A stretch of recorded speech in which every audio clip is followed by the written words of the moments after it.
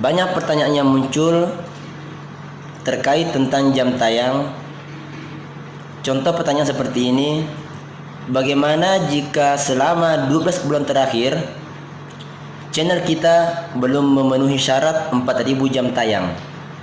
Apakah jam tayang yang kita dapatkan selama 12 bulan terakhir itu akan dihapus oleh YouTube menjadi nol atau tidak? Nah, untuk menjawab pertanyaan ini, di sini saya akan membuatkan skema penjelasan singkat terkait penghitungan jam tayang selama 12 bulan terakhir menurut YouTube.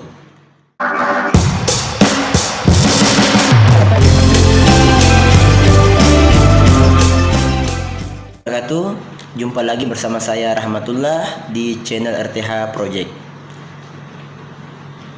Pada video kali ini saya akan memberikan sedikit penjelasan bagaimana sistematika penghitungan jam tayang menurut YouTube selama 12 bulan terakhir di tahun 2020 ini. Banyak pertanyaan yang muncul terkait tentang jam tayang. Contoh pertanyaan seperti ini: bagaimana jika selama 12 bulan terakhir channel kita belum memenuhi syarat 4000 jam tayang? Apakah jam tayang yang kita dapatkan selama 12 bulan terakhir itu akan dihapus oleh YouTube menjadi nol atau tidak? Nah, untuk menjawab pertanyaan ini, di sini saya akan membuatkan skema penjelasan singkat terkait penghitungan jam tayang selama 12 bulan terakhir menurut YouTube. Nah, di sini teman-teman, saya sudah membuatkan kolom sistematika penghitungan jam tayang selama 12 bulan terakhir.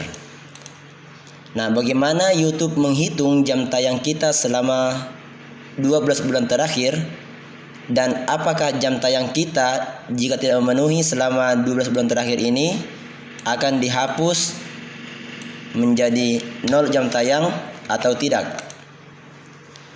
Nah, di sini kita kasihkan skemanya. Ini adalah bulan yang kita lalui selama bermain di YouTube.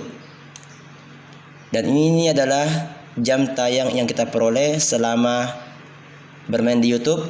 Dalam tiap bulannya kita anggaplah memperoleh 200 jam tayang. Maka 200 dikali 12 kita dapatkan 2400 jam tayang selama 1 tahun. Ketika kita masuk di periode Januari bulan tahun berikutnya, maka otomatis sudah masuk ke bulan 13. Namun YouTube hanya menghitung 12 bulan terakhir saja.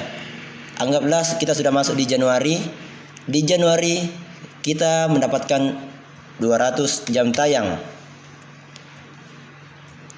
Nah, maka kita hitung mundur dari Januari ini mundur ke belakang selama 12 bulan. 1, 2, 3, 4, 5, 6, 7, 8, 9, 10, 11, 12.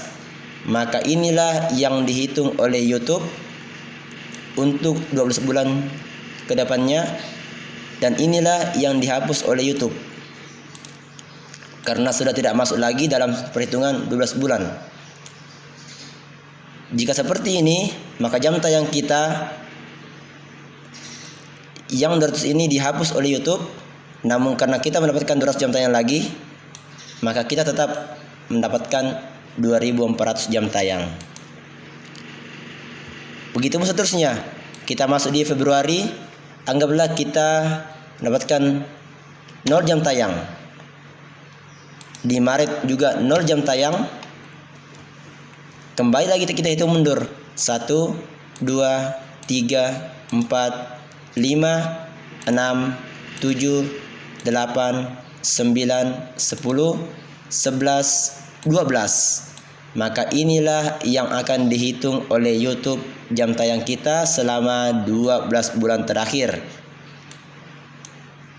Nah, maka yang dihapus oleh YouTube adalah 1, 2, 3, 4, 5, 6, 7, 8, 9, 10, 11, 12. Yang dihapus oleh YouTube adalah bulan yang tidak terhitung dalam 12 bulan terakhir itu.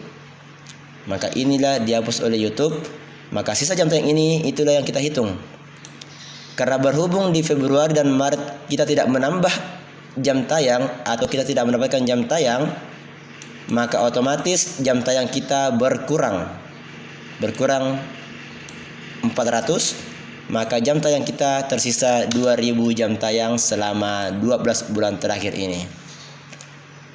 Namun jika kita dapatkan jam tayang sini lebih besar, anggaplah kita dapatkan 500 jam tayang, di sini pun 500 jam tayang, maka tentu kita mendapatkan 3000 jam tayang.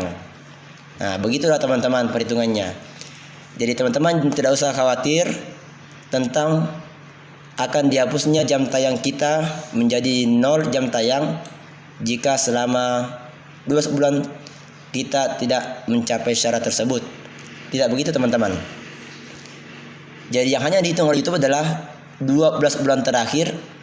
Ketika bulan ke-13, maka itulah yang tidak dihitung oleh YouTube. Oke teman-teman, semoga teman-teman bisa paham.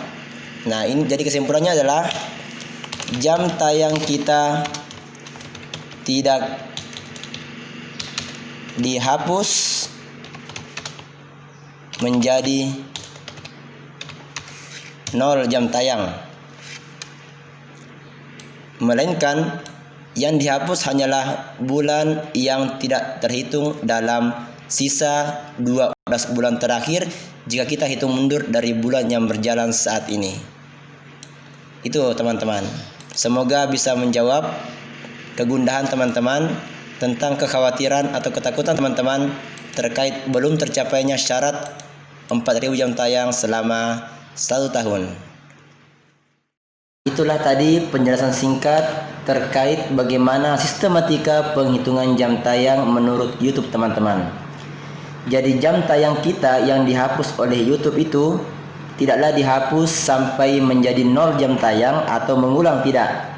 Melainkan yang dihapus YouTube adalah yang tidak terhitung dari 12 bulan terakhir ke belakang. Jadi mulai bulan yang kita lalui saat ini, kita hitung mundur sampai 12 bulan ke belakang, maka sisa bulan yang tidak terhitung itulah yang dihapus oleh YouTube. Jadi teman-teman semua jangan pernah takut, jangan pernah khawatir tentang belum mencapainya syarat 4000 jam tayang selama 12 bulan terakhir, karena YouTube tidak menghapus semua jam tayang kita dapatkan selama 1 tahun itu, melainkan hanya menghitung mundur 12 bulan ke belakang. Jadi kita hanya tinggal menambahkan lagi sisa bulan yang dihapus oleh YouTube di bulan berikutnya, sehingga jam tayang kita tetap bisa bertambah teman-teman. Oke teman-teman, jadi semoga video ini bisa bermanfaat buat kita semua. Dan jangan lupa like, komen, dan subscribe agar channel ini terus berkembang. Dan jangan lupa dislike jika kalian tidak suka dengan video ini. Tentunya bersama saya Rahmatullah di channel RTH Project, dan salam satu hati. Assalamualaikum warahmatullahi wabarakatuh.